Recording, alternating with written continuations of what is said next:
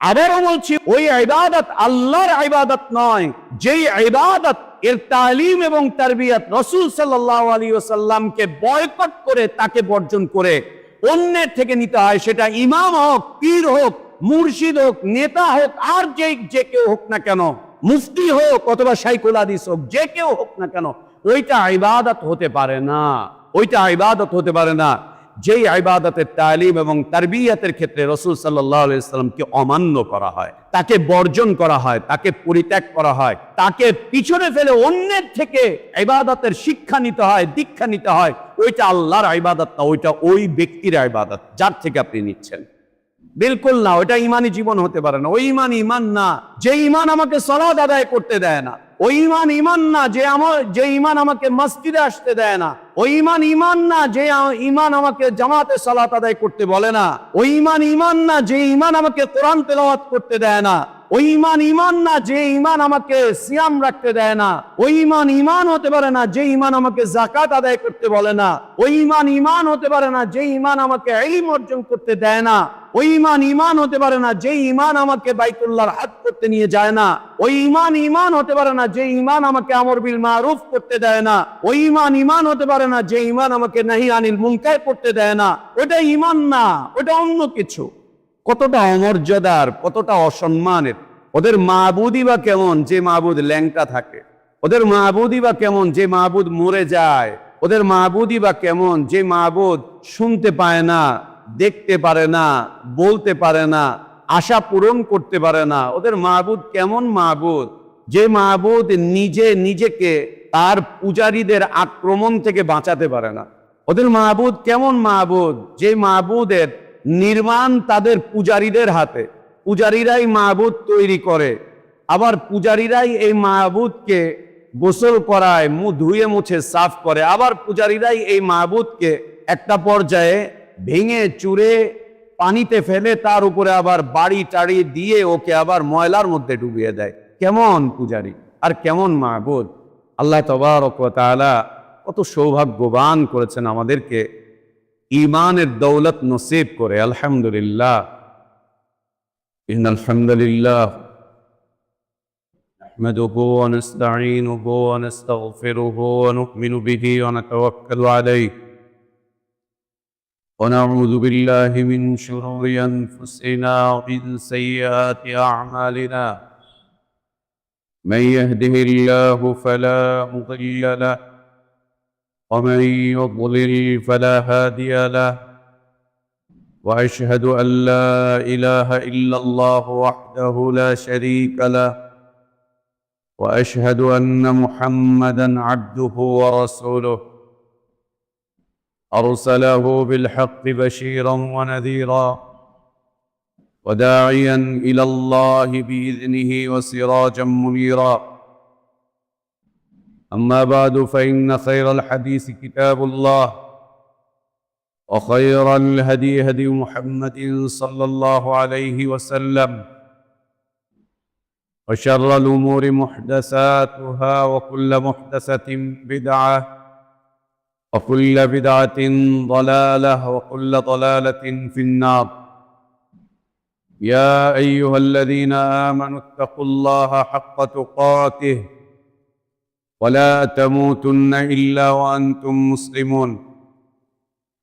يا أيها الناس اتقوا ربكم الذي خلقكم من نفس واحدة وخلق منها زوجها وبث منهما رجالا كثيرا ونساء واتقوا الله الذي تساءلون به والأرحام إن الله كان عليكم رقيبا.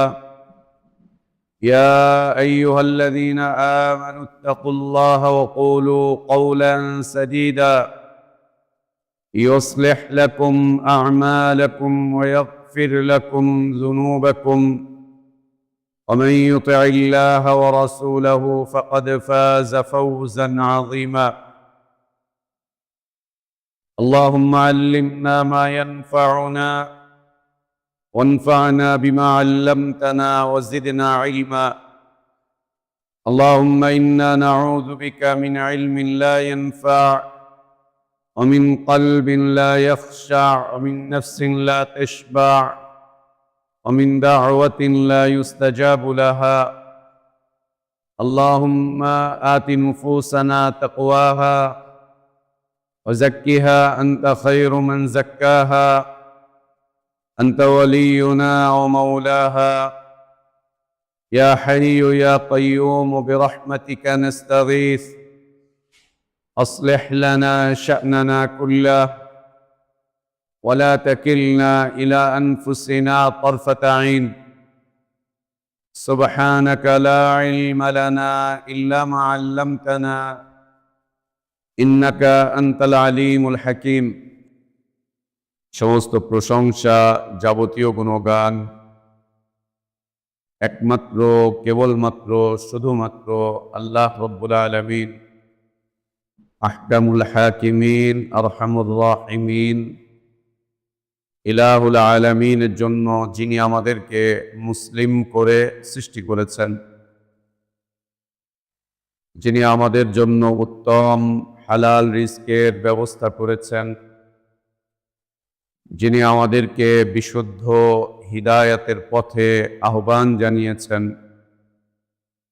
যিনি আমাদেরকে মৃত্যু দিবেন, যিনি আমাদেরকে পুনরায় কিয়ামতের দিন তার সামনে হিসাবের মুখোমুখি করবেন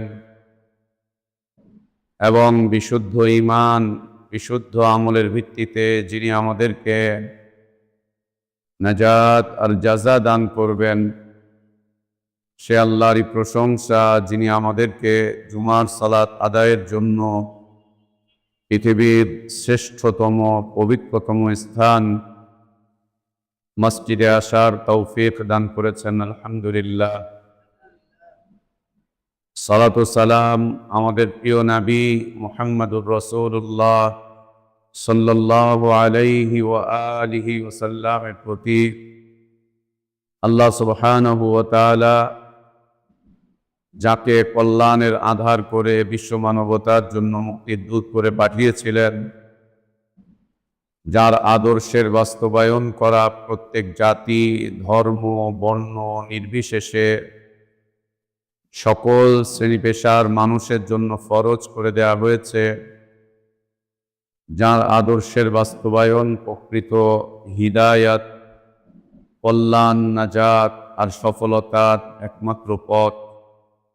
আল্লাহুম্মা সাল্লি আলা মুহাম্মদ ওয়া আলা আলি মুহাম্মদ কামা সাল্লাইতা আলা ইব্রাহিম ওয়া আলা আলি ইব্রাহিম ইন্নাকা হামিদুম মাজিদ।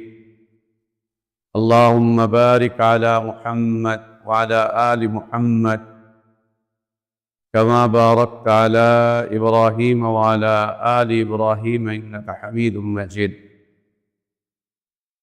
আলহামদুলিল্লাহ, আল্লাহ তাবারক ওয়া তাআলার বিশেষ দয়ায়, তাঁর বিশেষ অনুগ্রহে, তাঁর বিশেষ করুণায় আমরা আল্লাহর পক্ষ থেকে আসা সর্বশ্রেষ্ঠ সর্বশেষ তাঁর পছন্দনীয় দিনটুকু জানতে বুঝতে মানতে চেষ্টা করছি।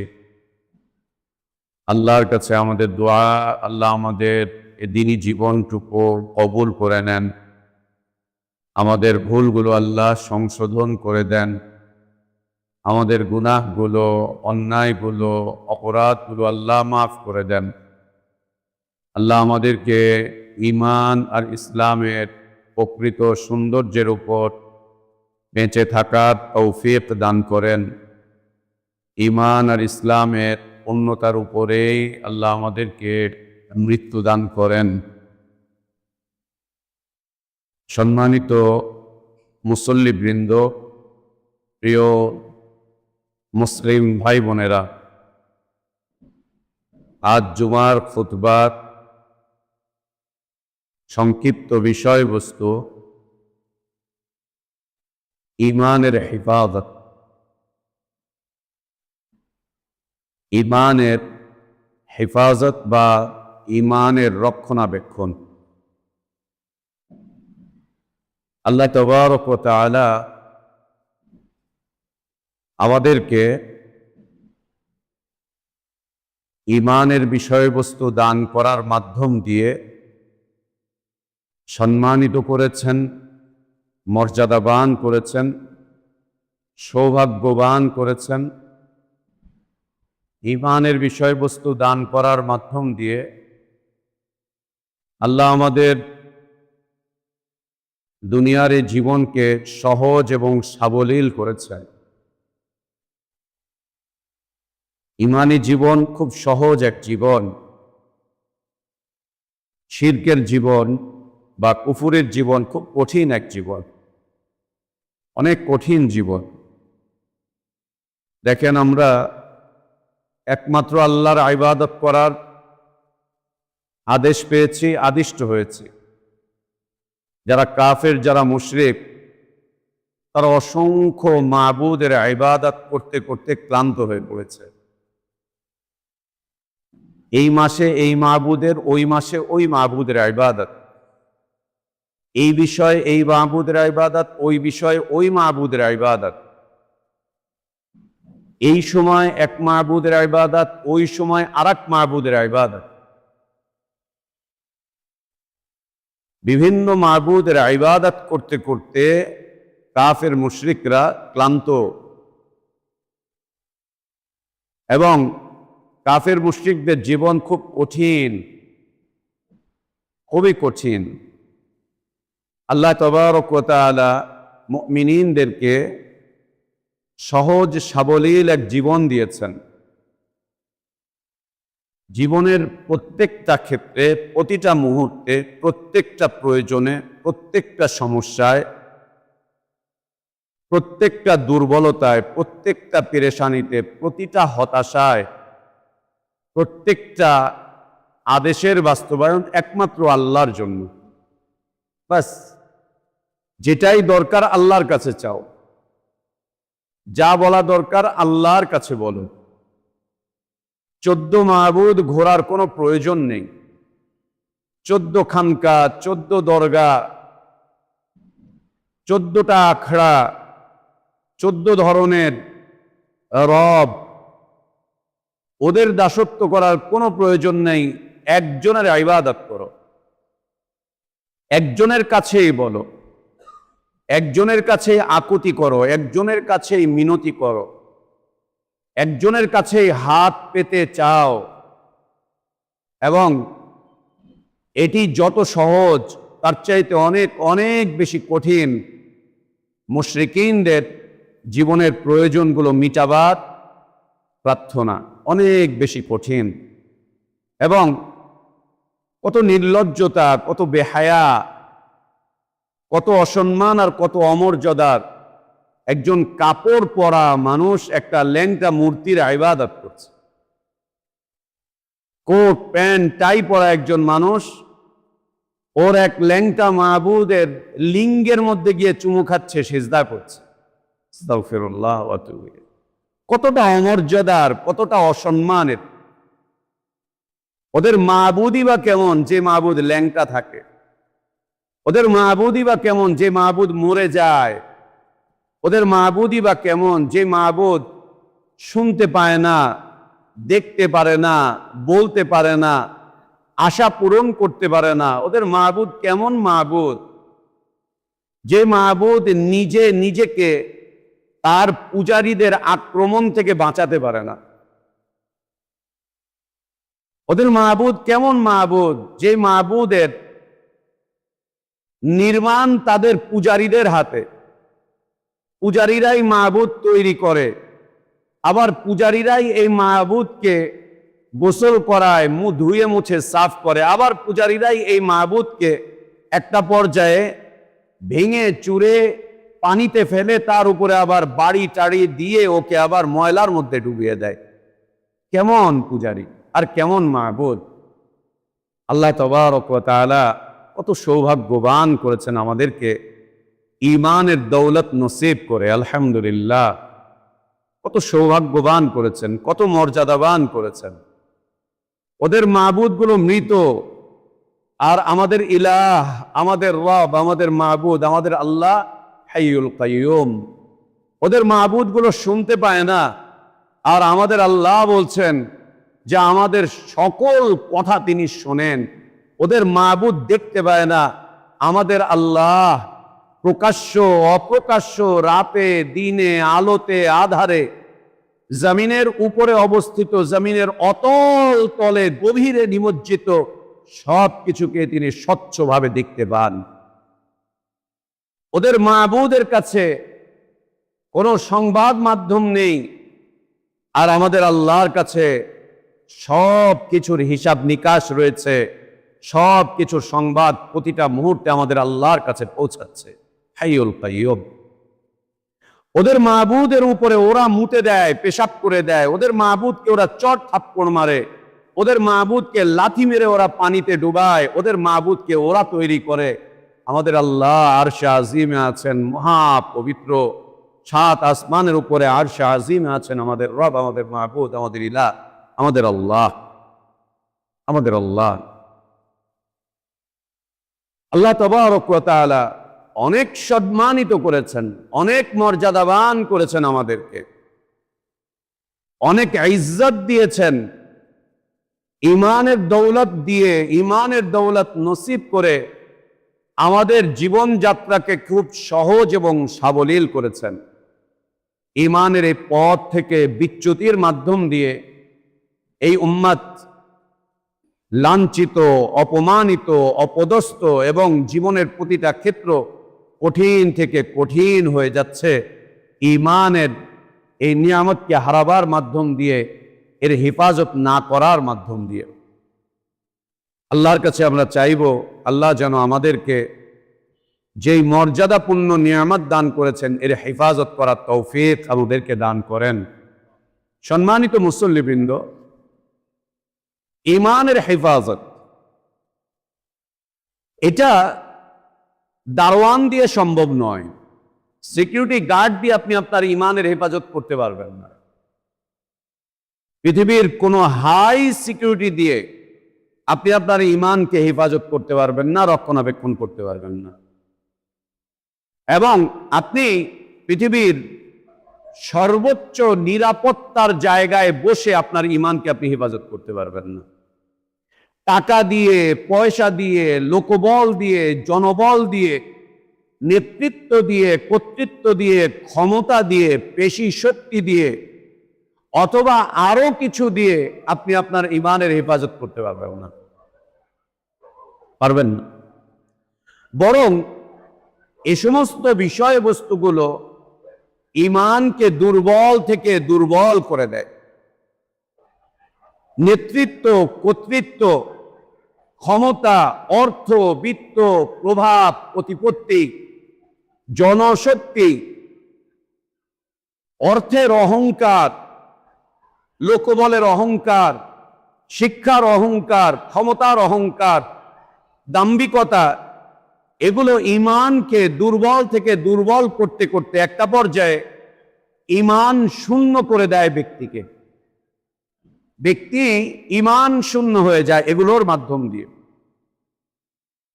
দুনিয়াতে আল্লাহ তাবারক ওয়া তাআলা এই যে আমাদের চতুর্পার্শ্বে যত কিছু আছে, এগুলোর কোনো মাধ্যম দিয়ে ঈমানের হেফাজতের বিষয়বস্তু রাখেননি।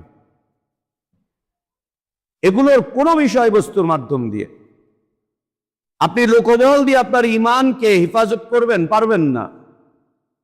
আপনি ক্ষমতার মসনদে বসে আপনার ঈমানের হেফাজত করবেন, পারবেন না, সম্ভব না। বরং ওগুলো ঈমান ক্ষতিগ্রস্ত হওয়ার জন্য বড় বড় উপায়, উপকরণ এবং মাধ্যম। এগুলো ঈমানের হেফাজত কিসের মাধ্যম দিয়ে? ঈমানের হেফাজত আমলের মাধ্যম দিয়ে। ঈমানের হেফাজত আমলের মাধ্যম দিয়ে। আপনার ঈমান ততক্ষণ নিরাপদ থাকবে যতক্ষণ আপনি আল্লাহ আপনাকে যে আমলগুলো করতে আদেশ করেছেন, রাসূলুল্লাহ সাল্লাল্লাহু আলাইহি ওয়াসাল্লাম যে সমস্ত আমলগুলো করতে শিখিয়েছেন, যে আমলগুলো করতে তিনি উদ্বুদ্ধ করেছেন, যে আমলগুলো আমরা আল্লাহ রাসূল সাল্লাল্লাহু আলাইহি ওয়াসাল্লামের মাধ্যম দিয়ে পেয়ে থাকি, ওই আমলগুলো সযত্নে, আন্তরিকতার সাথে সম্পাদনের মাধ্যম দিয়ে আমরা আমাদের ঈমানকে হেফাজত করতে পারবো। দ্বিতীয় কোনো মাধ্যম নেই। দ্বিতীয় কোনো মাধ্যম নেই, দ্বিতীয় কোনো মাধ্যম নেই। এবং এই হেফাজত প্রত্যেক ধনী ব্যক্তিও করতে পারবে, প্রত্যেক দরিদ্র ব্যক্তিও করতে পারবে। এই হেফাজত প্রত্যেক নারী করতে পারবে, প্রত্যেক পুরুষ করতে পারবে। এই হেফাজত প্রত্যেক যুবক করতে পারবে, প্রত্যেক বৃদ্ধ করতে পারবে। এই হেফাজত রাষ্ট্রের সাধারণ একজন জনগণও করতে পারবে। এবং আল্লাহ যদি কাউকে দয়া করেন, ও ক্ষমতায় গেলেও সে তার হেফাজত করতে পারবে, যদি আল্লাহ দয়া করেন। যদি আল্লাহ দয়া করেন তাহলে সে ক্ষমতায় গেলেও করতে পারবে এই হেফাজত। এইটা করতে টাকা লাগে না, পয়সা লাগে না, নেতৃত্ব লাগে না, কর্তৃত্ব লাগে না, ক্ষমতা লাগে না, জনবল লাগে না, পেশি শক্তি লাগে না, দাম্ভিকতা দরকার হয় না, হুমকি দরকার হয় না, ধমকি দরকার হয় না এই হেফাজত করতে গিয়ে।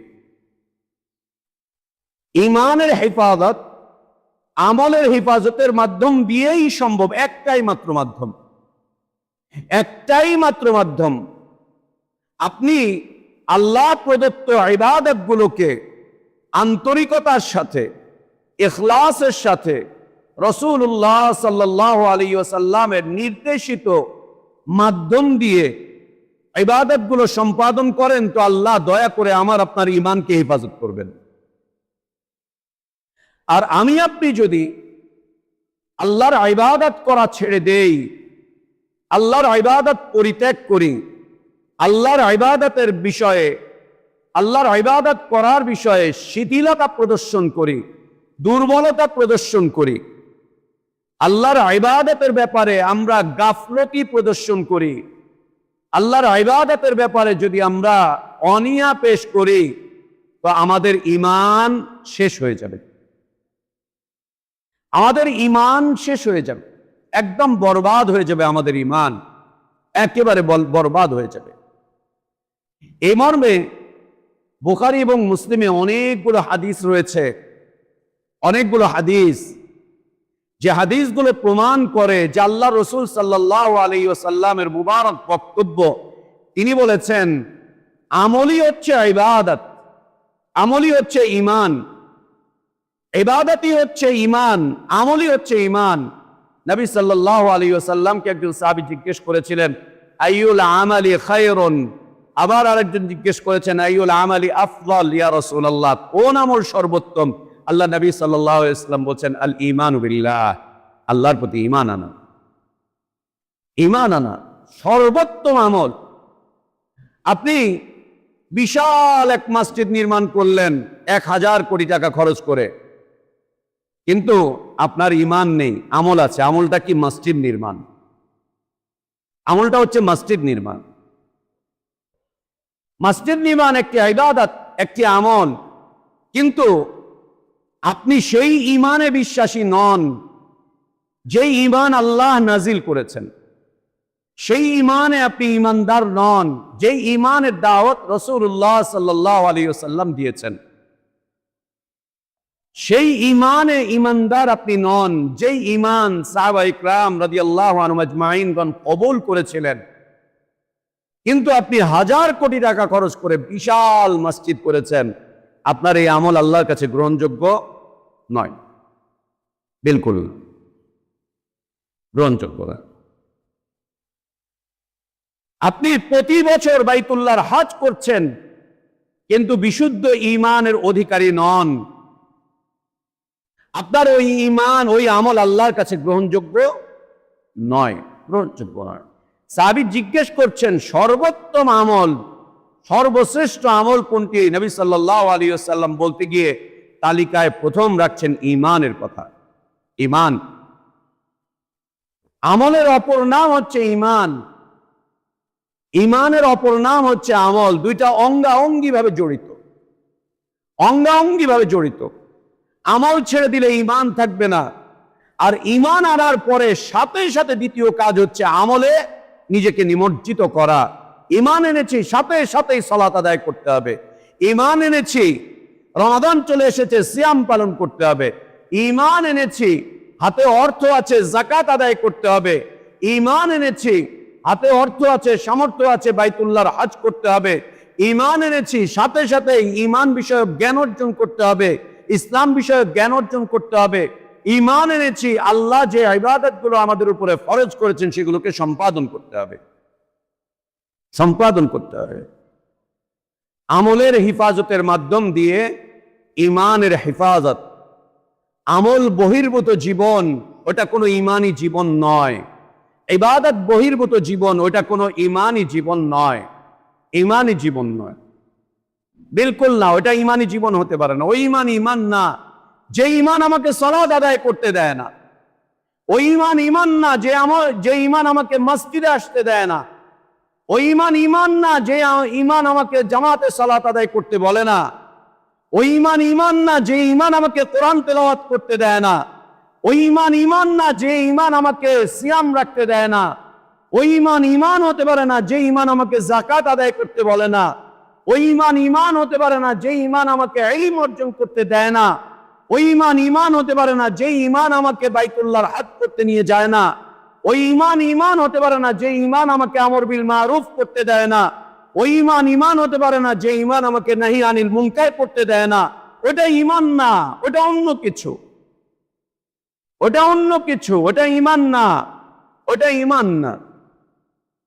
বরং আল্লাহর সাথে তার বান্দার সম্পর্ক মজবুত হয়, টিকে থাকে ইবাদতের মাধ্যম দিয়ে, আর আল্লাহর সাথে তার বান্দার সম্পর্ক ছিন্ন হয়ে যায়, একদম বিচ্ছিন্ন হয়ে যায় ইবাদত বর্জনের মাধ্যম দিয়ে, ইবাদত পরিত্যাগের মাধ্যম দিয়ে, ইবাদত পরিত্যাগের মাধ্যম দিয়ে।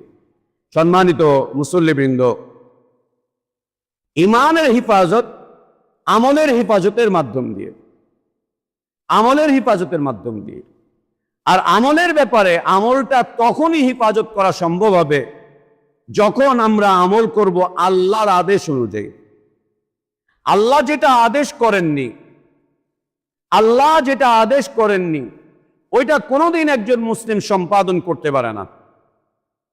যেই আমলের আদেশ আল্লাহ প্রদত্ত নয় ওইটা কোনোদিন একজন মুসলিম, একজন মুমিন সম্পাদন করতে পারে না, বিলকুল না। লাফায় লাফায় জিকির করা, এটা কি আল্লাহর আদেশ নাকি? লাফিয়ে লাফিয়ে জিকির করা, ওটা কি আল্লাহর আদেশ নাকি? পীরের মুরিদ হওয়া, ওটা কি আল্লাহর আদেশ নাকি? এটা আল্লাহর আদেশ নাকি? আজে বাজে কাজকর্ম করা, ওটা কি আল্লাহর আদেশ নাকি? কবরে সেজদা করা, মাজারে সেজদা করা, পীরকে সেজদা করা, এই ধরনের আজে বাজে কর্ম সম্পাদন করা, এগুলো কি আল্লাহর আদেশ নাকি? বিলকুল এগুলো আদেশ না। আজে বাজে রাজনীতি করা, এটা কি আল্লাহর আদেশ নাকি? না, এটা আল্লাহর আদেশ না, এটা আল্লাহর আদেশ না। কোরআন সুন্নাহকে পরিত্যাগ করে জীবন যাপন করা, এটা কি আল্লাহর আদেশ নাকি? না, এটা আল্লাহর আদেশ না, এগুলো আল্লাহর আদেশ না, এগুলো আল্লাহর আদেশ না। ওইটাই ইবাদত যেটা আল্লাহ আদেশ করেছেন, সেটা তিনি নিজে সরাসরি করতে পারেন, অথবা তিনি তার রসূলকে দিয়ে পৃথিবীর মানুষকে করিয়ে দিতে পারেন। তিনি নিজে সরাসরি আদেশ করেছেন আকিমুস সালাহ, সরাসরি আদেশ করেছেন আতুজ যাকাত, সরাসরি আদেশ করেছেন বাইতুল্লাহর হজ করো। আবার কিছু কিছু আদেশ রাসূলুল্লাহ সাল্লাল্লাহু আলাইহি ওয়াসাল্লামের মাধ্যম দিয়ে পৃথিবীর মানুষকে আদেশ করিয়েছেন, সরাসরি আল্লাহ না বলে তার রসূলকে দিয়ে বলিয়েছেন, তার রসূলকে দিয়ে জানিয়েছেন। দ্বিতীয়ত হচ্ছে সেটাই আল্লাহর ইবাদত, যেই ইবাদতের শিক্ষা, যেই ইবাদতের প্রশিক্ষণ রাসূলুল্লাহ সাল্লাল্লাহু আলাইহি ওয়াসাল্লাম দিয়েছেন, যেই ইবাদতের তারবিয়ত এবং তালিম আল্লাহ রাসূল সাল্লাল্লাহু আলাইহি ওয়াসাল্লাম দিয়েছেন, যেই ইবাদতের তালিম এবং তারবিয়ত। সিয়াম পালন করতে আল্লাহ আদেশ করেছেন, সিয়াম কিভাবে রাখতে হয়, কতক্ষণ রাখতে হয়, কখন সিয়াম শুরু করতে হয়, কখন সিয়াম ভঙ্গ করতে হয়, এর তালিম এবং তারবিয়ত রাসূলুল্লাহ সাল্লাল্লাহু আলাইহি ওয়াসাল্লাম দিয়েছেন, একেবারে বিস্তারিত দিয়েছেন, একদম বিস্তারিত দিয়েছেন, কোনো সন্দেহের জায়গা রাখেননি, কোনো সংশয়ের জায়গা রাখেননি। একইভাবে আল্লাহ সালাত আদায় করতে আদেশ করেছেন। সালাত আদায়ের পথ, সালাত আদায়ের পদ্ধতি, সালাত আদায়ের বিষয়বস্তু, সালাতের ওয়াক্ত কখন থেকে কখন শুরু, কখন শেষ, সালাত কাজা হলে কিভাবে সালাত আদায় করবে, সালাতের রুকু কিভাবে করবে, সিজদা কিভাবে করবে, কিয়াম কিভাবে করবে, সালাতের আগের করণীয় কি, সালাতের মধ্যে করণীয় কি, সালাতের শেষে করণীয় কি, সবকিছু সবিস্তারে রাসূলুল্লাহ সাল্লাল্লাহু আলাইহি ওয়াসাল্লাম তালিম এবং তারবিয়ত দিয়েছেন আমাদের। তালিম এবং তারবিয়ত রেখে গিয়েছেন এই উম্মতের জন্য। অন্য কারো কাছে যাওয়ার কোনো দরকার নেই, কোন ইমামের কাছে, কোন পীর বুজুর্গের কাছে, কোন মাযহাবের কাছে, কোন নেতার কাছে গিয়ে সালাত শেখার কোনো প্রয়োজন নেই। কোন আতেল বাতেলের কাছে গিয়ে সালাত শেখার কোনো প্রয়োজন নেই। কোনো প্রয়োজন নেই সালাত শেখার কোন আতেল বাতেলের কাছে গিয়ে, কোন দরগার খানকায় গিয়ে সালাত শেখার কোনো প্রয়োজন নেই। একেবারে সন্দেহ সংশয় মুক্ত ভাবে বিশুদ্ধ পদ্ধতিতে পরিপূর্ণতার সাথে মহত্বের সাথে মমত্বের সাথে গুরুত্বের সাথে রাসূলুল্লাহ সাল্লাল্লাহু আলাইহি ওয়াসাল্লাম শিখিয়ে দিয়েছেন। সেই ইবাদত নয় যে ইবাদতের তালিম এবং তারবিয়ত আল্লাহর রাসূলকে আলাদা রেখে অন্য কারো থেকে নিতে হয়, ওইটা ইবাদত না। আবারও বলছি, ওই ইবাদত আল্লাহর ইবাদত নয়, ওই ইবাদত আল্লাহর ইবাদত নয় যেই ইবাদত এর তালিম এবং তারবিয়ত রাসূল সাল্লাল্লাহু আলাইহি ওয়াসাল্লামকে বয়কট করে, তাকে বর্জন করে অন্যের থেকে নিতে হয়। সেটা ইমাম হোক, পীর হোক, মুর্শিদ হোক, নেতা হোক, আর যে কেউ হোক না কেন, মুফতি হোক অথবা শাইখুল হাদিস হোক, যে কেউ হোক না কেন, ওইটা ইবাদত হতে পারে না। ওইটা ইবাদত হতে পারে না যেই ইবাদতের তালিম এবং তারবিয়তের ক্ষেত্রে রাসূল সাল্লাল্লাহু আলাইহি ওয়াসাল্লামকে অমান্য করা হয়, তাকে বর্জন করা হয়, তাকে পরিত্যাগ করা হয়, তাকে পিছনে ফেলে অন্যের থেকে ইবাদতের শিক্ষা নিতে হয়, দীক্ষা নিতে হয়। ওইটা আল্লাহর ইবাদত না, ওইটা ওই ব্যক্তির ইবাদত যার থেকে আপনি নিচ্ছেন, যার থেকে আপনি নিচ্ছেন, এটা তার ইবাদতে পরিণত হবে, সেটা তার ইবাদতে পরিণত হবে। এ মর্মে আল্লাহ রাসূল সাল্লাল্লাহু আলাইহি ওয়া আলিহি ওয়াসাল্লাম থেকে চমৎকার মুবারক এক হাদিস, আদি ইবনে হাতিম রাদিয়াল্লাহু আনহু ওয়ারদা আসলেন নবী সাল্লাল্লাহু আলাইহি ওয়াসাল্লামের কাছে। আল্লাহ তাবারক ওয়া তাআলা আয়াত নাজিল করলেন, ইত্তাখাযু আহবারহুম ওয়া রুহবানাহুম আরবাবাম মিন দুনিল্লাহি ওয়াল মাসীহ ইবনে মারইয়াম। আল্লাহ তাবারক ওয়া তাআলা ইহুদি এবং নাসারাদের কথা উল্লেখ করে বলছেন যে তারা তাদের পণ্ডিতদেরকে, আলেমদেরকে এবং দরবেশদেরকে রব বানিয়ে নিয়েছে, মাবুদ বানিয়ে নিয়েছে, তাদের ইবাদত করে তারা। আল্লাহ আয়াত নাজিল করে বলছেন আহলে কিতাবের দুটি সম্প্রদায় ইহুদি এবং নাসারা, তাদের কথা আল্লাহ আয়াত নাজিল করে বলছেন যে তারা তাদের ধর্মের পণ্ডিতদেরকে, ধর্মের আলেমদেরকে, ধর্মের মুফতি সাহেবদেরকে, তাদের ধর্মের নেতাদেরকে, তাদের ধর্মের যে সমস্ত দরবেশগুলো আছে, বৈরাগীগুলো আছে, ওই বৈরাগীগুলোকে রব বানিয়েছে, মাবুদ বানিয়েছে, ওদের ইবাদত করে।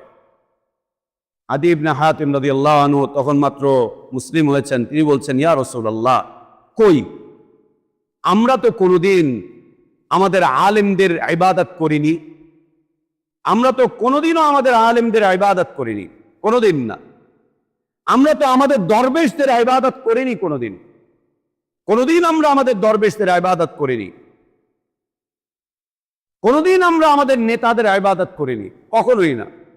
নবী সাল্লাল্লাহু আলাইহি ওয়া আলিহি ওয়াসাল্লাম তখন তাকে বলছেন, তোমাদের এই ধর্মের পণ্ডিতরা, তোমাদের এই ধর্মের নেতারা, তোমাদের এই দরবেশগুলো, এরা তোমাদেরকে যেটা হালাল বলতো তোমরা চোখ বুজে সেটাকে হালাল বলে মেনে নিতে না? বলছেন হ্যাঁ। তোমাদের এই আলেমরা, তোমাদের এই মুফতিরা, তোমাদের এই দরবেশরা, নেতারা তোমাদেরকে যেটা হারাম বলে দিত, তোমরা কি সেটাকে হারাম বলে মেনে নিতে না? যে হ্যাঁ, তা করতাম। হারাম এবং হালাল নিতে গিয়ে আল্লাহর কিতাব থেকে তারা না দেখে ওদের হুজুর, ওদের বুজুর্গ, ওদের আউলিয়া, ওদের দরবেশ, ওদের আলেম যেটাকে হালাল বলতো ওইটাই হালাল, যেটাকে হারাম বলতো সেটাই হারাম। আল্লাহ নবী সাল্লাল্লাহু আলাইহি ওয়াসাল্লাম বলছেন, ফাতিলকা ইবাদাতুহুম, এটাই তো তাদের ইবাদত, এটাই তো তাদের ইবাদত, এটাই তো তাদেরকে রব বানিয়ে নেওয়া, এটাই তো তাদেরকে মাবুদ বানিয়ে নেওয়া, এটাই তো তাদেরকে ইলাহ বানিয়ে নেওয়া, এটাই তো তাদেরকে ইলাহ বানিয়ে নেওয়া। ওই ইবাদত নয় যেই ইবাদতের তালিম এবং তারবিয়াতের ক্ষেত্রে রাসূলুল্লাহ সাল্লাল্লাহু আলাইহি ওয়াসাল্লামকে পরিত্যাগ করা হয়, ওই জিকির আল্লাহর জিকির না যেই জিকিরের ক্ষেত্রে রাসূল সাল্লাল্লাহু আলাইহি ওয়াসাল্লামকে পরিত্যাগ করা হয়েছে, ওই দান আল্লাহর রাস্তায় দান না যেই দান করতে গিয়ে রাসূল সাল্লাল্লাহু আলাইহি ওয়াসাল্লামকে পরিত্যাগ করা হয়েছে, এমনকি ওই জিহাদ আল্লাহর রাস্তায় জিহাদ না যেই জিহাদ করতে গিয়ে মুফতির ফতোয়া মানা হয়েছে আর রাসূলের সুন্নাহকে পরিত্যাগ করা হয়েছে, শাইখুল হাদিসের ফতোয়াকে মানা হয়েছে, রাসূল এবং সাহাবীদের ফতোয়া সাহাবীদের আমলকে বরবাদ করা হয়েছে, এখানে দেওয়া হয়েছে, ওইটা আল্লাহর রাস্তার জিহাদ না, কোনোদিন না। ওই আমল না যেই আমলের তালিম এবং তারবিয়াতের ক্ষেত্রে রাসূল সাল্লাল্লাহু আলাইহি ওয়াসাল্লামকে উপেক্ষা করা হয়, তাকে পিছনে ফেলা হয়, তাকে বর্জন করা হয়, তাকে বাদ দিয়ে দেওয়া হয়, নিজেদের মন মতো করে একটা রাস্তা তৈরি করে ফেলা হয়। ওই দিন কায়েম না যেই দিন কায়েমের পদ্ধতি নবী সাল্লাল্লাহু আলাইহি ওয়াসাল্লাম থেকে পাওয়া যায় না, বিলকুল না। ওই ইসলাম না যে ইসলামের তালিম এবং তারবিয়াত রাসূল সাল্লাল্লাহু আলাইহি ওয়াসাল্লাম থেকে নেওয়া হয়নি, ওটি ইসলাম না, ওটি দিন না, ওটি আল্লাহর ইবাদত না। এখন এখানে যত বড় মুফতি থাক, শাইখুল হাদিস থাক, নেতা থাক, বুজুর্গ থাক, বড় পাগড়িওয়ালা থাক, বড় লাঠিওয়ালা থাক, আমির সাহেব থাক, আর যেই থাক না কেন, ওইটা আল্লাহর ইবাদত নয়, ওইটা আল্লাহর ইবাদত নয়। তৃতীয় বিষয়, ওই ইবাদত না যেই ইবাদত সাহাবীদের মানহাজ অনুযায়ী হয় না। আল্লাহ আদেশ করেছেন, রাসূল সাল্লাল্লাহু আলাইহি ওয়াসাল্লাম তালিম দিয়েছেন, সাহাবা ইকরাম রাদিয়াল্লাহু আনহুম আজমাইনগণ সাথে সাথে তা বাস্তবায়ন করে দেখিয়েছেন যে কিভাবে ইবাদত করতে হয়, কিভাবে ইবাদত করতে হয়। এক্ষেত্রে আমরা তো ব্যর্থ। আমরা যারা শিক্ষকতা করি, আমরা আল্লাহর কিতাব খুলি, রাসূলের হাদিস খুলি, আমরা আমাদের বাচ্চাদেরকে শিক্ষা দেই, বাচ্চারা মুখ ফিরিয়ে আর একদিকে নিয়ে চলে যায়। আমরা বলি সালাত আদায় করো, ওরা যে কোনো উপায়ে সালাত পরিত্যাগ করার চেষ্টা করে। আমরা এখানে দাঁড়িয়ে খুতবা দেই, হাতে আল্লাহর কিতাব, হাতে রাসূলের সুন্নাহর কিতাব, একের পর এক আমরা বলেই যাচ্ছি। মুসল্লিরা সালাত শেষ করে মুখ ফিরিয়ে আর একদিকে চলে যাচ্ছেন, যে হুজুর ঘোড়ার ডিম বুঝে, হুজুর হাতি বুঝে, হুজুর ওইটা বুঝে, হুজুর সেটা বুঝে, হুজুর কি, হুজুরের মতো কথা বলছে, আমরা কি কম বুঝি, আমাদের হুজুর কি কম বুঝে, আমাদের মুফতি সাহেব কি কম বুঝে, আমাদের এটা কি কম, আমাদের ওইটা কি কম, আমাদের এটা সেটা কি কম। আজ আমরাও সালাত আদায় করতে পারি বলি দেশের ৯৯% মুসলিম সালাত আদায় করে না। আল্লাহ রাসূল সাল্লাল্লাহু আলাইহি ওয়াসাল্লাম সালাতের শিক্ষা দিয়েছেন, তো সাহাবা ইকরাম রাদিয়াল্লাহু আনহুম আজমাইনগণ কষ্টের মধ্যে পড়েও সালাতের জামাতে এসে কাতারে উপস্থিত হতেন, পরিত্যাগ করতেন না। আল্লাহ রাসূল সাল্লাল্লাহু আলাইহি ওয়াসাল্লাম ইবাদতের শিক্ষা দিয়েছেন, আর সাহাবা ইকরাম রাদিয়াল্লাহু আনহুম আজমাইনগণ সেটি সম্পাদন করে দেখিয়ে দিয়ে গিয়েছেন যে কিভাবে ইবাদত সম্পাদন করতে হয়। আমরা ইবাদত করতে বলি, মানুষ মুখ ফিরিয়ে নিয়ে চলে যায়। আমরা দ্বীনের তালিম দেই, আমাদের সন্তানরা দ্বীন থেকে বিচ্যুত হয়ে যাচ্ছে। আমরা দ্বীনের তারবিয়াত দিচ্ছি, আমাদের ছাত্ররা দ্বীন থেকে বিচ্যুত হয়ে যাচ্ছে, অন্য রাস্তা ধরছে। এর জন্য কি আমরা দোষী? না, আমরা দোষী না, এর জন্য আমরা দোষী না, বিলকুল না। আমরা বলছি এই রাস্তায় চলো, ওরা চলছে ওই রাস্তায়, আমরা বলছি এভাবে চলেন, ও আপনারা চলছেন অন্যভাবে। সাহাবাদের মধ্যে এই চরিত্র ছিল না। আল্লাহ রাসূল সাল্লাল্লাহু আলাইহি ওয়াসাল্লামের সাহাবীদের মধ্যে এই চরিত্র ছিল না। তারা সম্পাদন করে দেখিয়েছেন। আর যারা সম্পাদন না করে মুখ ফিরিয়ে নিয়ে চলে গিয়েছে, আল্লাহ তাদের আরেকটা পরিচয় দিয়ে দিয়েছেন, এরা হচ্ছে মুনাফিক। এরা হচ্ছে মুনাফিক। এবং কোরআন এবং সুন্নাহর ভাষ্য হচ্ছে কাফের আর মুনাফিক উভয় হচ্ছে এক সমান, উভয় হচ্ছে এক সমান। কাফেররাও জাহান্নামে যাবে, মুনাফিকরাও জাহান্নামে যাবে। কাফেররা চিরস্থায়ী জাহান্নামে থাকবে, মুনাফিকরাও চিরস্থায়ীভাবে জাহান্নামে থাকবে, চিরস্থায়ীভাবে। কাফের আর মুনাফিক দুটা আলাদা কোনো সম্প্রদায় নয়।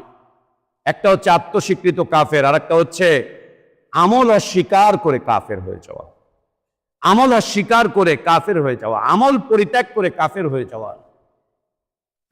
যাওয়া।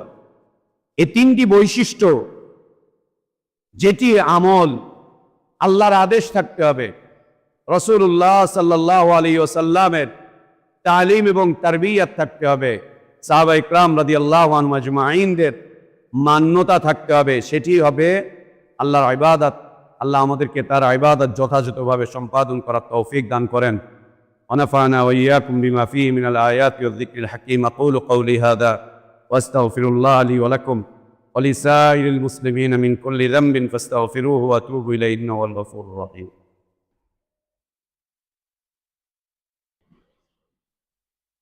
الحمد لله رب العالمين والعاقبة للمتقين ولا عدوان إلا على الظالمين وأشهد أن لا إله إلا الله وحده لا شريك له له الملك وله الحمد يحيي ويميت وهو على كل شيء قدير إله الأولين والآخرين وأشهد أن محمدًا عبده ورسوله وصفيه وخليله صلى الله عليه وعلى آله وأصحابه وبارك وسلم تسليما كثيرا إلى يوم الدين. ثم أما بعد. সম্মানিত মুসল্লিবৃন্দ, যে বিষয়টি আমরা প্রথম খুতবায় উল্লেখ করছিলাম, আমলের হিফাজতের মাধ্যম দিয়ে ঈমানের হিফাজত করা। আমলবিহীন জীবন ওটি ঈমানি জীবন না, ওটি ঈমানি জীবন না। আমলবিহীন জীবন ওটি ঈমানি জীবন। আর আমলের পরিচয় আমরা দিলাম। আল্লাহ তাবারক ওয়া তাআলা আমাদেরকে তিনটি বিষয়ের মাধ্যম দিয়ে আমল সম্পাদনের আদেশ করেছেন মর্মে কোরআনুল কারীমে অনেকগুলো আয়াত রয়েছে এবং রাসূলুল্লাহ সাল্লাল্লাহু আলাইহি ওয়াসাল্লামের মুবারক অনেকগুলো হাদিস রয়েছে। তিনটি বিষয়ের মাধ্যম দিয়ে আমলের হিফাজত করতে হয় এবং এ তিনটি বিষয় একসাথে হতে হবে। এ তিনটি বিষয় একসাথে হতে হবে। এ তিনটি বিষয়ের সমন্বয় থাকতে হবে। সমন্বয়, তিনটি বিষয়ের সমন্বয়ে আমলের হিফাজত করতে হয়। একটি হচ্ছে হৃদয়, অন্তর, কালব, হার্ট। একটি হচ্ছে হৃদয়ের মাধ্যম দিয়ে, হৃদয়ের মাধ্যম দিয়ে। আর হৃদয়ের কয়েকটি কাজ।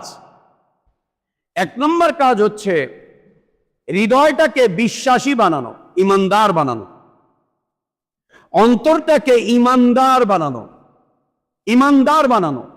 অন্তরটাকে ইমানদার বানানো। ইমান চোখে থাকে না, ইমান হাতে থাকে না, ইমান মাথায় থাকে না, ইমান পায়ে থাকে না, ইমান পেটে থাকে না।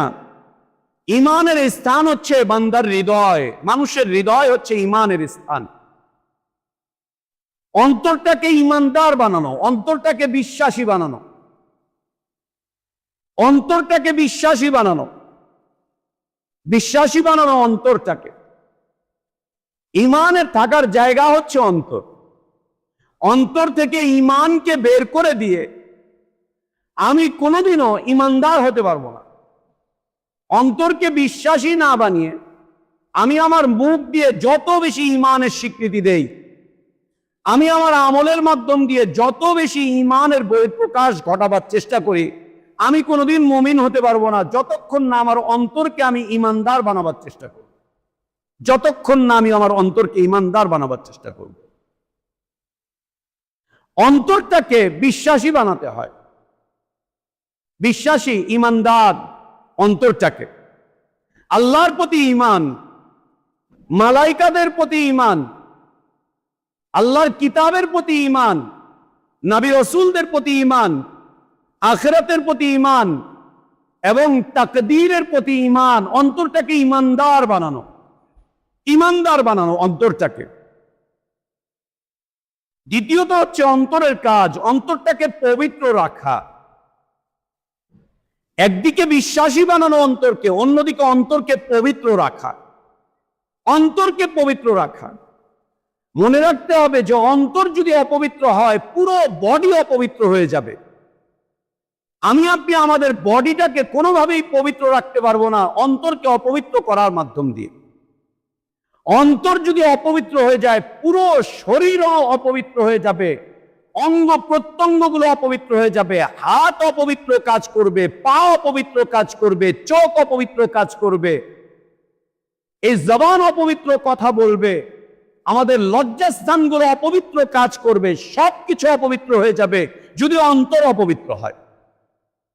আর যদি আমরা আমাদের অন্তরটাকে পবিত্র রাখতে পারি, তাহলে আমাদের এই অঙ্গ প্রত্যঙ্গগুলো পবিত্রতার পথে পরিচালিত হওয়ার চেষ্টা করে যাবে। পবিত্রতার পথে পরিচালিত হতে চেষ্টা করে যাবে আমাদের অঙ্গ প্রত্যঙ্গগুলো, যদি অন্তর পবিত্র থাকে। অন্তর যদি পবিত্র থাকে, আমার এই হাত চেষ্টা করবে পবিত্র কাজ করতে, আমার পা চেষ্টা করবে পবিত্রতার পথে চলতে। অন্তর যদি পবিত্র থাকে, আমার চোখ চেষ্টা করবে পবিত্র কিছু দেখতে, অপবিত্রতা থেকে আমার চোখগুলো দৃষ্টি ফিরিয়ে নেবে। অন্তর পবিত্র থাকলে আমাদের জবানগুলো পবিত্র কাজ করবে, পবিত্র কাজ করবে। অন্তরের পবিত্রতা, একদিকে অন্তরের বিশ্বাস, অন্যদিকে অন্তরের পবিত্রতা, এটি খুব জরুরি।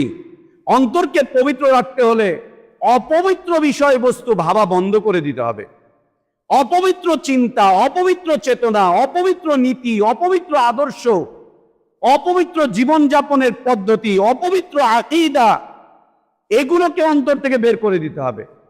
আপনি আপনার অন্তরকে অপবিত্রতা থেকে পবিত্র রাখতে চান, আপনি জাতীয়তাবাদী চিন্তা ছেড়ে দেন, আপনি ধর্মনিরপেক্ষতাবাদী চিন্তা ছেড়ে দেন, আপনি সমাজবাদী পুঁজিবাদী চিন্তা ছেড়ে দেন, আপনি আজে বাজে আকীদাগুলোকে বর্জন করেন, পরিত্যাগ করেন, অন্যথায় আপনি আপনার অন্তরকে পবিত্র রাখতে পারবেন না। আতেল বাতেল রাজনীতি করার চিন্তা অন্তর থেকে বের করে দেন, এখনই বের করে দেন, যে জীবনে আর কোনোদিন এই পথের দিকে আগাবো না, আর কোনোদিন এই পথের দিকে আগাবো না, জীবনে কোনোদিন না। অন্যথায় আপনি অন্তরকে পবিত্র রাখতে পারবেন না। আপনি আতেল বাতেল রাজনীতি করার চিন্তা করবেন, ওই দলে যোগদান করবেন, আর বলবেন আপনি ভালো কাজ করার উদ্দেশ্যে এই দলে যোগদান করেছেন। বিলকুল না, হতেই পারে না, অসম্ভব বিষয়। অন্তরকে পবিত্র রেখে আপনি অপবিত্রতা থেকে আপনার অন্তরকে বাঁচাবার চেষ্টা করেন। আর অন্তরকে অপবিত্রতা থেকে বাঁচাতে হলে কখনো কখনো নিঃসঙ্গ হয়ে যেতে হবে, কখনো কখনো নিঃসঙ্গ হয়ে যেতে হবে। নবী সাল্লাল্লাহু আলাইহি ওয়াসাল্লামের অনেকগুলো মুবারক হাদিস। অতিরিক্ত আড্ডাবাজি অন্তরকে মেরে ফেলে, অতিরিক্ত আড্ডাবাজি অন্তরকে মেরে ফেলে। আড্ডাবাজি করবেন, অন্তর মৃত্যুবরণ করবে। অতিরিক্ত হাসি তামাশা অন্তরকে মৃত্যুবরণ করবে, অন্তরকে মেরে ফেলবে। অতিরিক্ত হাসি তামাশা, অতিরিক্ত আড্ডাবাজি, অতিরিক্ত হাসি তামাশা অন্তরকে মেরে ফেলবে। অতিরিক্ত কথাবার্তা অন্তরকে হত্যা করে। অতিমাত্রায় কথা, দেখেন না নেতাদের কত ফুলঝুড়ি, কত বক্তব্য, কত বিবৃতি, এগুলো সব কটার অন্তর মরে গিয়েছে। ওদের একটার অন্তর আল্লাহর কালাম দিয়ে জিন্দা নয়, ওদের একটার অন্তর ইসলাম দিয়ে জিন্দা নয়। যদিও মুখে মুখে খালি মদিনা সনদ বলে, সাহাবীদের জীবন বলে, লা ইলাহা ইল্লাল্লাহ জিকিরের কথা বলে, এইটা বলে, ওইটা বলে, সেটা বলে, একটার অন্তর জিন্দা নয়, একটার অন্তর জিন্দা নয়। অন্তর মরে গিয়েছে কেন? বেশি কথা বলার কারণে, অতিরিক্ত কথা বলার কারণে। মিথ্যাচার করলে অন্তর মরে যায়, অতিরিক্ত ঘুমালে অন্তর মরে যায়, অতিরিক্ত আড্ডাবাজি কথাবার্তা বললে অন্তর মরে যায়, অতিরিক্ত হাসি ঠাট্টা ব্যঙ্গ বিদ্রুপ কৌতুক করলে অন্তর মরে যায়। এগুলো অন্তর মৃত্যুবরণ করার কারণ। অন্তরকে বিশ্বাসী বানাতে হবে, অন্তরকে পবিত্র রাখার চেষ্টা করতে হবে। বিশ্বাসী বানানো মানে হচ্ছে অবিশ্বাস থেকে অন্তরকে পবিত্র রাখা। পবিত্র রাখার অর্থ হচ্ছে অপবিত্র বিষয়বস্তু থেকে অন্তরকে একদম নিরঙ্কুশ রাখা, নিষ্কলুষ রাখা।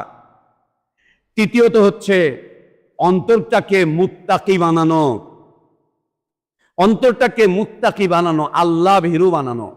আল্লাহর ভয়ে ভীত সন্ত্রস্ত অন্তর, আল্লাহর ভয়ে ভীত থাকা, আল্লাহর ভয়ে ভীরু হওয়া, আল্লাহর ভয়ে অন্তরটাকে প্রকম্পিত রাখা, আল্লাহর ভয়ে মুত্তাকি বানানো অন্তরটাকে, মুত্তাকি বানানো অন্তরটাকে।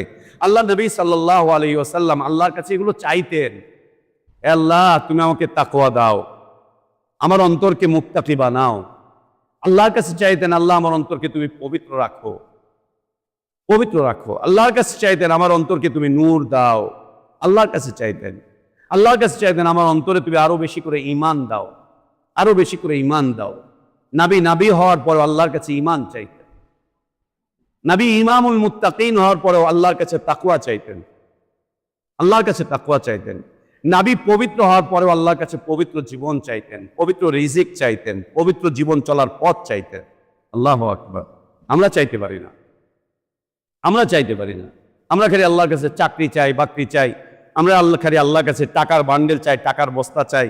আমরা খালি আল্লাহর কাছে রাজনৈতিক দলের একটা পথ চাই, ছেসরামির পথ। রাজনৈতিক দলের একটা নিকৃষ্ট পথ চাই আল্লাহর কাছে। ছেসরামির একটা লাইসেন্স চাই, বাঁদরামির একটা লাইসেন্স চাই, মাদক ব্যবসার একটা লাইসেন্স চাই, এলাকার ময়লার একটা লাইসেন্স চাই, এলাকার হাজে বাজে কাজ করার একটা লাইসেন্স চাই আল্লাহর কাছে। আর ওইটা পেয়ে গেলে আমরা মনে করি বাহ, কপাল কত বড়। আর মানুষও মনে করে ও কত বড় বেটা, ও ময়লার লাইসেন্স পেয়ে গিয়েছে, ও মাদকের লাইসেন্স পেয়েছে, ও ছেসরামি আর গুন্ডামির লাইসেন্স পেয়েছে, ও চাঁদাবাজির একটা লাইসেন্স পেয়ে গিয়েছে। ইন্না লিল্লাহি ওয়া ইন্না ইলাইহি রাজিউন, ইন্না লিল্লাহি ওয়া ইন্না ইলাইহি রাজিউন। এগুলো মুসিবত, এই উম্মাহ মুসিবত। অন্তরকে বিশ্বাসী বানানো, অন্তরকে পবিত্র রাখা, অন্তরকে মুত্তাকি বানানো। চতুর্থ বিষয়বস্তু হচ্ছে অন্তরকে আল্লাহমুখী বানানো। অন্তরটাকে আল্লাহমুখী বানানো। আল্লাহমুখী বানানো মানে, আল্লাহমুখী বানানো মানে আল্লাহর আদেশ মানার জন্য প্রস্তুত রাখা, আল্লাহর নিষেধগুলো বর্জন করার মতো প্রস্তুত রাখা। অন্তরটাকে আল্লাহমুখী বানানো।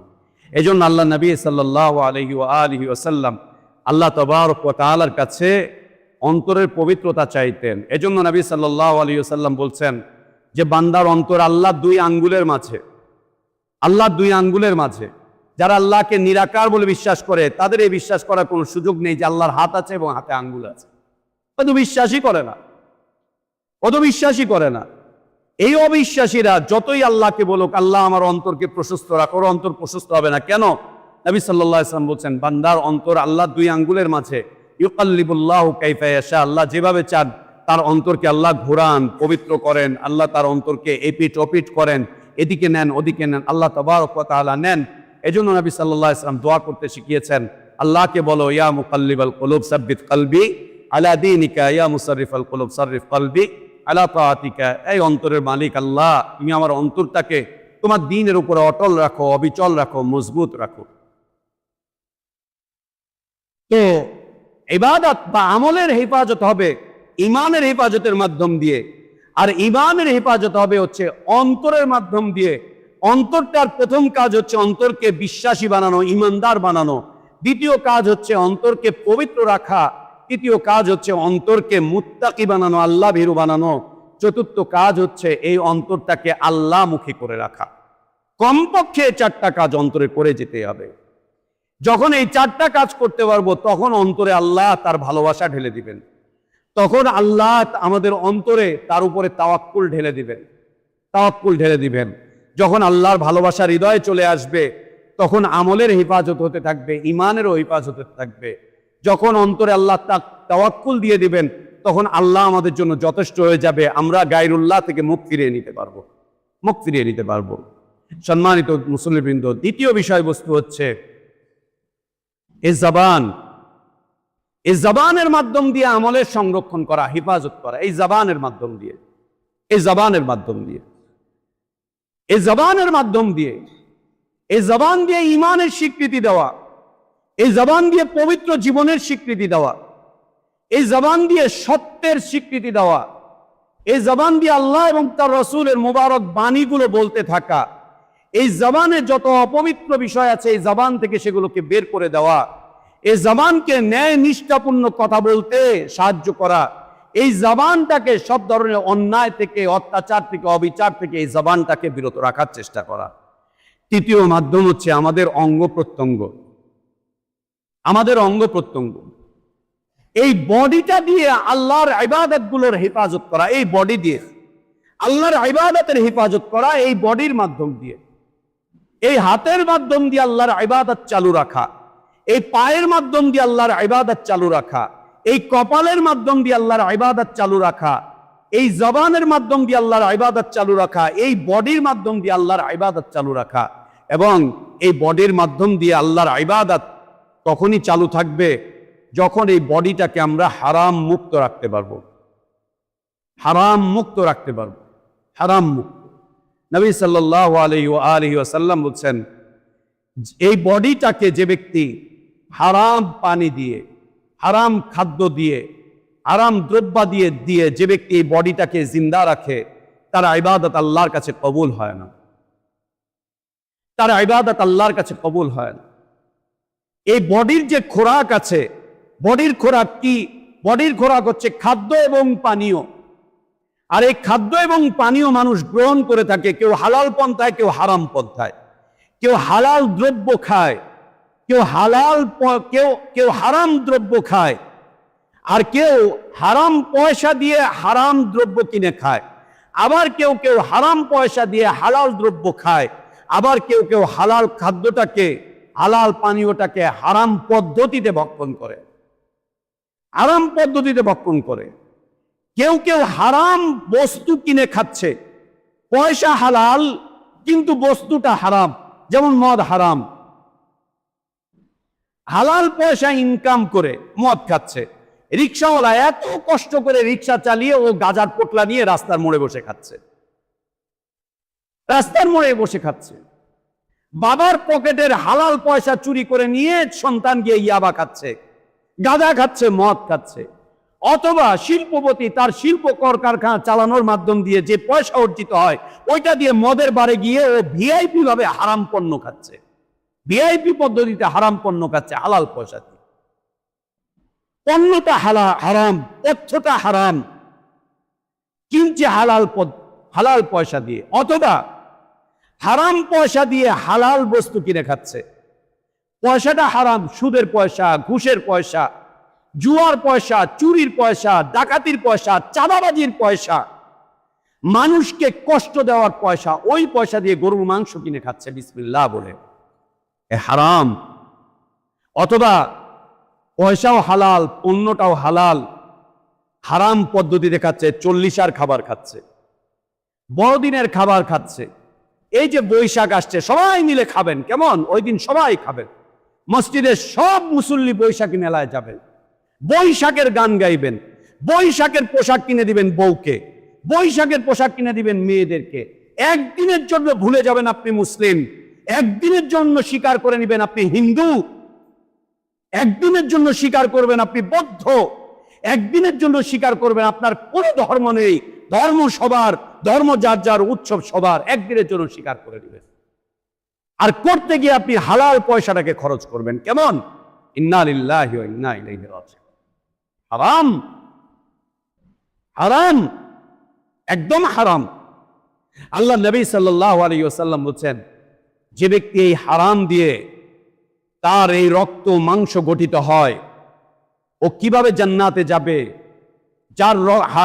যার রক্ত মাংস গঠিত হয় হারাম দিয়ে, ও কিভাবে আল্লাহর কাছে দোয়া করলে আল্লাহ কিভাবে ওর দোয়া কবুল করবেন?